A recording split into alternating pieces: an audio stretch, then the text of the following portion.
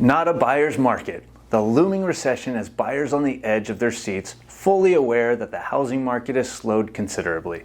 From the flood of online news articles describing the real estate slowdown to the countless YouTube and TikTok videos detailing in only a few minutes how the housing is about to crash, many buyers are convinced that the Orange County housing market is on the brink of collapse. Homes are taking a lot longer to sell. The number of price reductions has increased in the past couple of months. As a result, many buyers sit on the sidelines waiting for the prices to plunge. They're waiting for a deal or a really big bargain. Just because so many people are jumping to the conclusion that home values must plummet does not make it so. Merely mention a recession and everyone's collective minds recall the devastating blow to the housing during the Great Recession. Instead, homeowners across the country purchased their homes with huge down payments, extremely strong credit scores, money in the bank, and qualified for their mortgages. Buyers over the past many years have not been purchasing homes utilizing subprime loans, pick-up payment plans, teaser rate adjustable mortgages, or zero down programs. This is not 2005 to 2008 all over again. Instead, with an expected market time, which is the time between hammering the for sale sign to the opening escrow, is around 67 days. So it is a slight seller's market, which lasts between 60 and 90 days. It's not a balanced market, which is between 90 and 120 days. It is not a buyer's market, which goes well over 120 days. The market still lines up in favor of sellers. In fact, the past 2 weeks, the expected market time dropped from 72 to 67 days.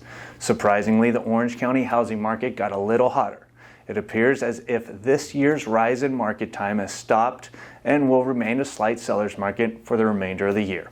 This is due to the active inventory nearing its 2022 peak, rising by only 28 homes in the past couple of weeks, and demand jumping by 7%, with rates falling to levels last seen in April. The issue is that everyone had grown accustomed to 2 years of an auction-like atmosphere where there were only a limited number of homes available and an ocean of buyers willing to purchase, prompted by historically low mortgage rates. Open houses were flooded with potential buyers. It was not uncommon for homes to procure 20 or 30 offers in just days after coming on the market. Sale prices soared above their purchase prices. The trajectory was up, and up. That market was extremely unique and home values rose nationally at a record pace. Flash forward to today, and the housing market is distinctly different. Most homes are not selling instantly. Busy intersections are now adorned with weekend open house signs. It is not uncommon to see the same home holding open houses for several weeks in a row. Price reductions are quite common in today's market. There are fewer multiple offer situations, and most homes are selling at or slightly below their asking price. This is a normal market. The issue is that nobody has experienced a normal market in several years. It is hard to recall when housing was just ordinary. An astonishing 39% of the active inventory has reduced their asking price at least once. Many believe that price reductions are an indicative of a buyer's market where prices are falling. That is not the case. Given today's 67-day expected market time, the price adjustments reveal the considerable number of homeowners who simply overprice their property. When the expected market time drops below 40 days, like it did between August of 2020 and May of this year, sellers got away with stretching their asking prices. Many real estate professionals scratched their heads in disbelief as their sellers picked inconsistent prices much higher than what was suggested by the professionals. Yet they still were able to obtain multiple offers and sell above their inflated asking prices.